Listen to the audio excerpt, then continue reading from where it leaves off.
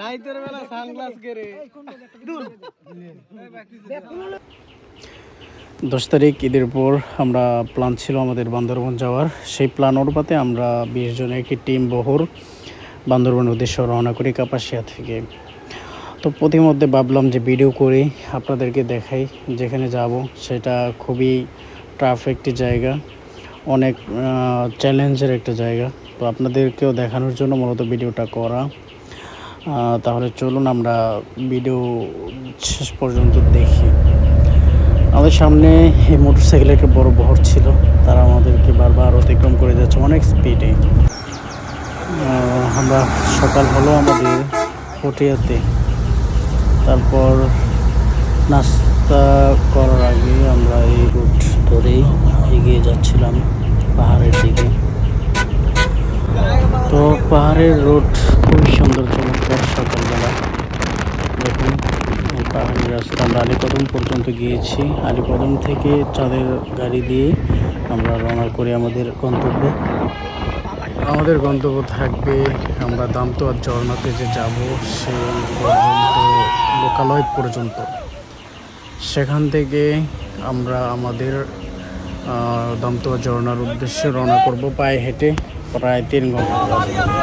তার আগে এই পাহাড়ি রোডগুলো এতই রিস্ক ছিল, আমরা চাঁদের গাড়িতে পুরাই সবাই আনন্দে আত্মহারা ছিল, ভয়ে চিৎকার করেছিল কয়েকজন।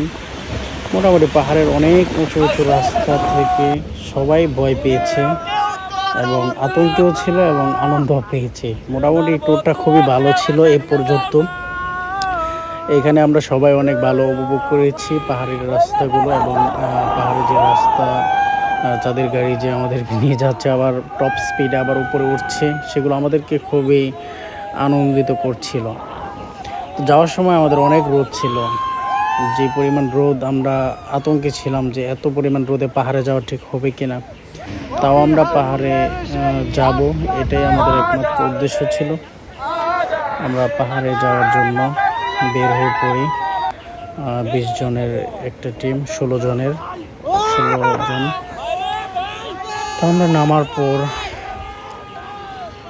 আমাদের সাথে একজন ট্যুর ছিল, ট্যুর গাইড। সে আমাদেরকে সেখান পর্যন্ত নিয়ে যাবে। তো এই পাহাড়ি রাস্তাগুলো দেখতে দেখতে আমরা সে পর্যন্ত যাচ্ছিলাম এবং এক একজন হই হুল্লোড় আনন্দে আত্মহারা হয়ে উঠছিল।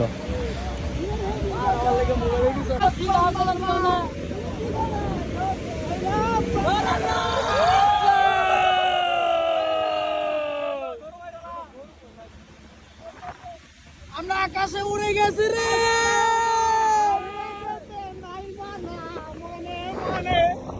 আরে উনি কি করে?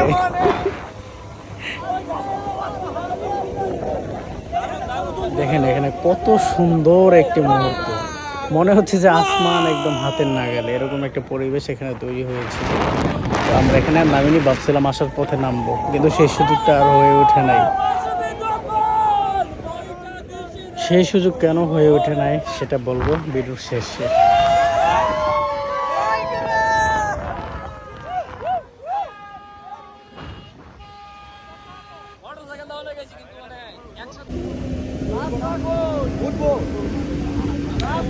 এই রাস্তা, এই যে দেখেন একটা রাস্তা, এখান দিয়ে নামার সময় একদম কলিজা কেঁপে উঠছিল সবার।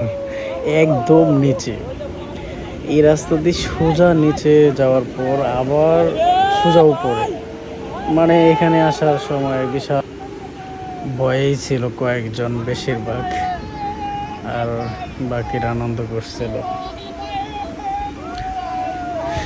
তো দেখুন আমরা কীভাবে যাচ্ছি। আমরা প্রায় চলে আসছি লোকালয় পর্যন্ত। এখানে আমাদের গাড়ি থামায় দিবে এই ব্রিজের পরেই। তারপর আমরা আমাদের গাড়ি নিয়ে আমরা সামনে এগিয়ে যাব। দেখুন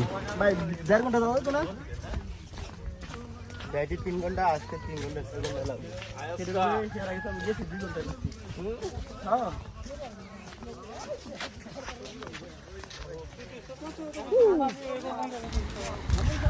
এই যে আমাদের পাহাড়ি এক ভাই আলী হোসেন।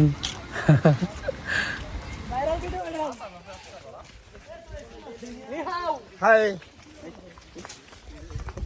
আসি আসসালামু আলাইকুম। আমরা এখন যাচ্ছি কই জানি, ভুলে গেছি কত। দামতুয়া ঝর্ণাতে। দামতুয়া জন্নাতে। আমরা গার্ডকে সামনে দিয়ে তার পিছে পিছে আমরা সবাই যাচ্ছিলাম এগিয়ে।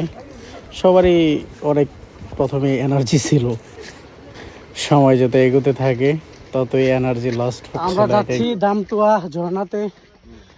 এত গভীর বনের ভিতর দিয়ে পাহাড়ের গিরিপথ পাড়ি দিয়ে আমরা যাচ্ছি।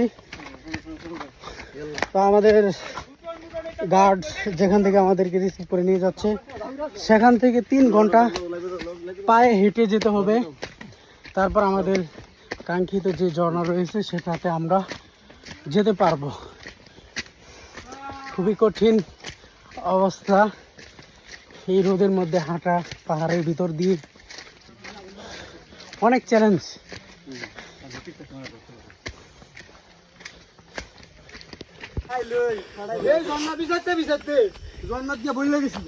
অনেক কঠিন একটা অবস্থার মধ্যে আমরা 3 ঘন্টা হাঁটবো, তারপর আমাদের কাঙ্ক্ষিত ঝর্ণা দেখা পাবো।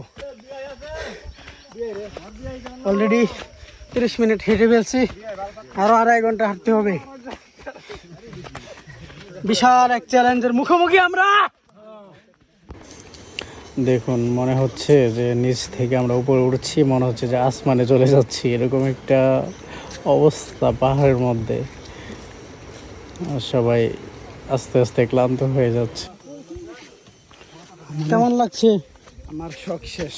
কেন? ইউদি ভাই আমার শখ মিশছে।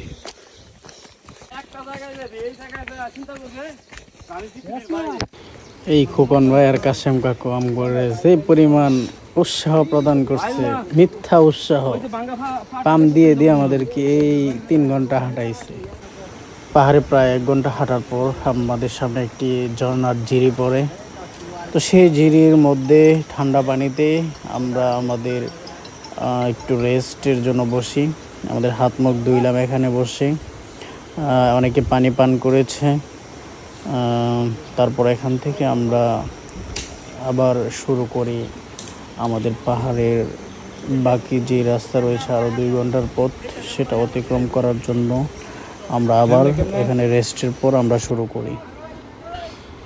আমরা আবার পাহাড় বেয়ে হাঁটা শুরু করি। আমাদের টিম লিডার কাশেম কাকু এবং খোকন ভাই তার সামনে ছিল, তাদের পিছনে পিছনে আমাদের বাকি সদস্যরা হেঁটে হেঁটে আমাদের গন্তব্যস্থানে এগিয়ে যাচ্ছিল। তো পাহাড়ি রাস্তা অনেক ভয়ঙ্কর একটি রাস্তা, পা পিছলে পড়ে গেলেই শেষ। এখানে ওই যে বাদাইমা শরীফ বাদাই অবস্থা টাইট, ওইদিকে মাহফুজের অবস্থা দেখে। তো এই পথ ধরে আমরা এগিয়ে যাচ্ছিলাম। এই আমাদের সামনে মতিন, অন্তর, কাশেম কাকু পাহাড়ে উঠে আবার নামতেছে। হাঁটতে হাঁটতে প্রায় চলে আসছি একটা পাড়ায়। সেই পাড়ার আদিবাসীরা এখানে বসবাস করে, তাদের ঘর যেভাবে থাকার কথা সেভাবেই আছে। তাদের সংস্কৃতি সবই তাদের মতো করে আছে। আধুনিক যুগ থেকে তারা একদম বিচ্ছিন্ন, কোনো আধুনিক যুগের সাথে তাদের সম্পৃক্ততা নেই। তাদের জীবনযাপনগুলো খুবই কষ্টের আমাদের কাছে মনে হয়, তবে তাদের কাছে জিজ্ঞেস করলে অনেক ইজি মনে হয়।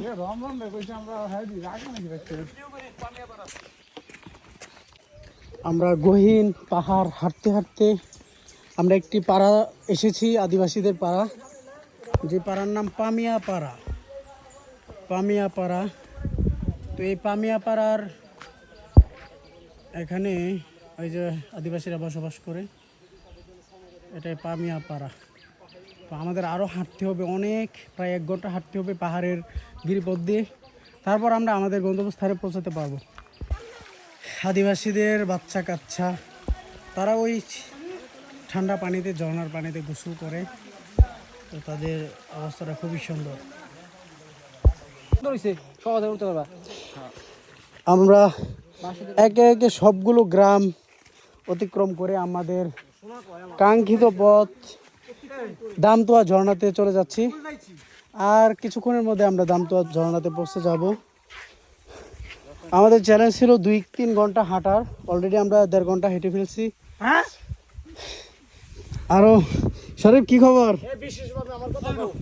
এই যে এক রোগী মানুষ, আপনার কি অবস্থা ভাই? কোমরে প্রচুর ব্যথা, এই ব্যথা নিয়ে আমি চলে আসছি।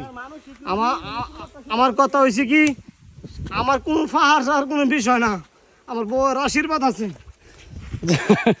বিনোদন পাইলাম আমরা। আমাদের আরো অনেকগুলো পাহাড় অলরেডি আমরা অতিক্রম করেছি। আমাদের গাড় থেকে আমরা জেনেছি যে আরো একটি পাহাড় অতিক্রম করার পর আমরা আমাদের সেই জলপ্রপাত ঝর্ণাতে পৌঁছাতে পারবো। তো চলুন আপনাদের দেখাই এবং আমাদের সাথেই থাকুন। আমরা অনেকক্ষণ হাঁটতে অবশেষে ঠান্ডা পানি, ঝর্ণার পবিত্র পানি পেলাম। সেই পানি এখন আমরা পান করব আমাদের তৃষ্ণা মেটানোর জন্য। এই পানি খেয়ে আমরা এখন তৃষ্ণা মেটাবো। অলরেডি তহিদ খাচ্ছে, আমিও খাবো। পানি খাওয়ার পর আমাদের শেষ পাহাড় আমরা উঠতেছি। এই পাহাড় ওঠা শেষ হলে আমাদের কাঙ্ক্ষিত যে ঝর্ণা, সেখানে আমরা পৌঁছাতে পারবো।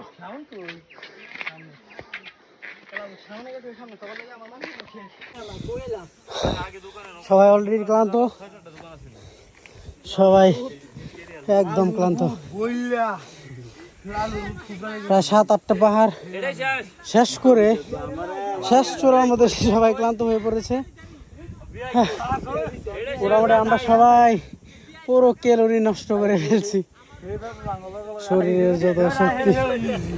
আমার মাহফুজ বরাদের আমার সাই ধরেছে। উনি হ্যাং হয়ে গেছে।